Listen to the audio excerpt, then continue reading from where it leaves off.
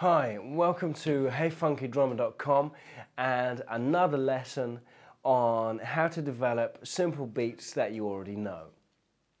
In the previous lesson on this topic, we talked about how we can alter the phrasing of the hi-hat with a basic rock rhythm, and that will be definitely worth checking out if you haven't viewed that already.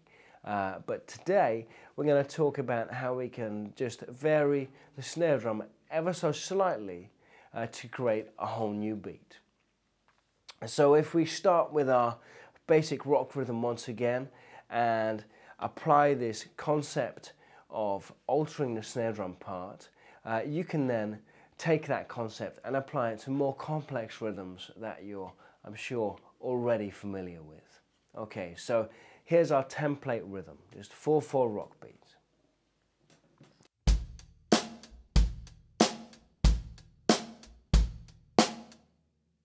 Simple enough, the beat that pretty much every drummer in the world can play. So how do we vary that to make it slightly different, maybe a little bit more interesting?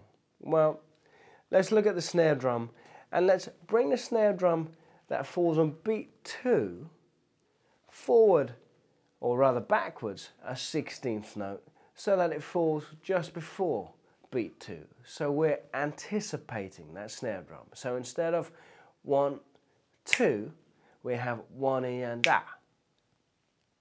Make sense to you? So here's the tempo: 1 E and a 2 E and a 3 and a 4.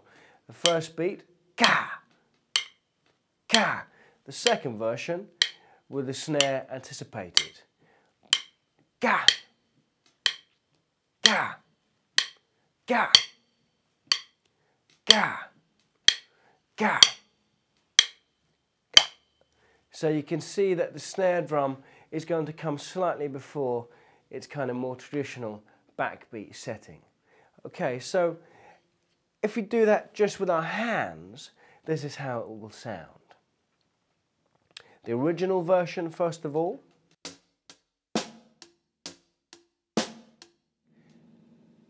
And now let's just anticipate the snare drum.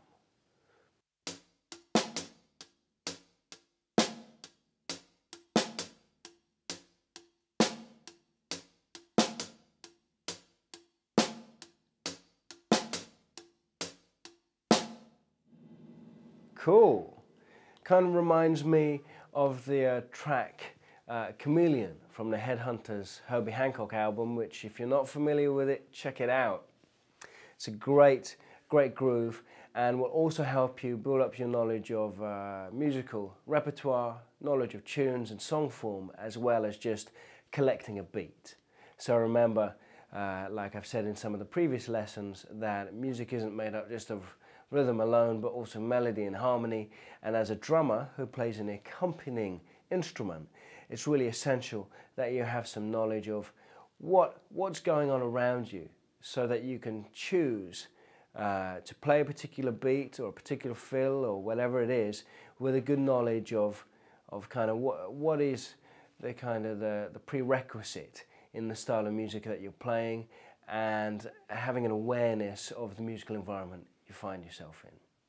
So, getting back to the beat, let's throw that bass drum in there on beats 1 and 3 with the displaced snare drum and the hi-hat pattern.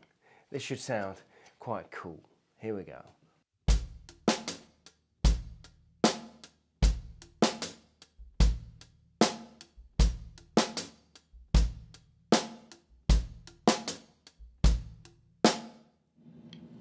Yeah, that's got something to it. Now let's just free up the bass drum a little. At the moment it's a little bit stiff, just on 1 and on 3. So let's try maybe 1, 2,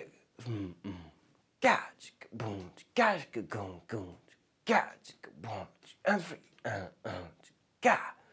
Let's try that. Here we go.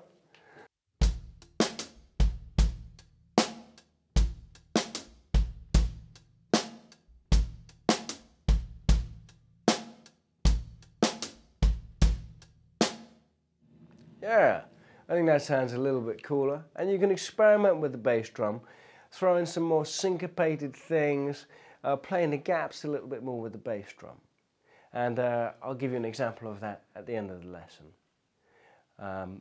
As always with the right hand on the hi-hat, we can think about throwing in some open hi-hats if it's musically appropriate. And again, I'll demonstrate that at the end of the lesson when we put all this stuff together. The only thing left to add to this really is we might want to add some grace notes or some ghosted notes to the left hand on the snare drum. Now this doesn't have to be a particular pattern. This can just be playing in the cracks really with your left hand at a low dynamic. And a good way to develop this is just to, in your mind, kind of be hearing 16th note subdivisions, 1-eander, 2-eander, 3-eander, 4-eander, knowing that our right hand is playing the quaver part or the 8th note part of that 1-eander, 2-eander, 3-eander, we know that if we play just singles, the left hand will fall in the gaps in between, and almost as if we were just going right, left, right, left, right, left the entire time, we would get and pick out the accent on the snare drum, the displaced accent, you would get a sound like this.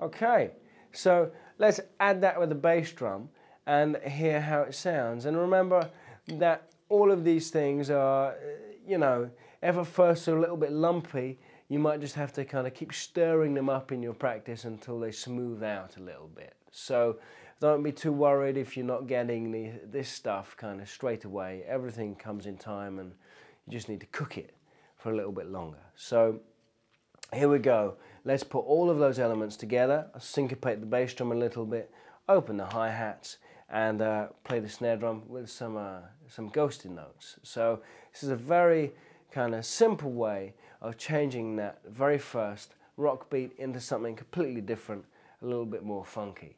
So I hope you enjoy this, and thanks for checking out this lesson.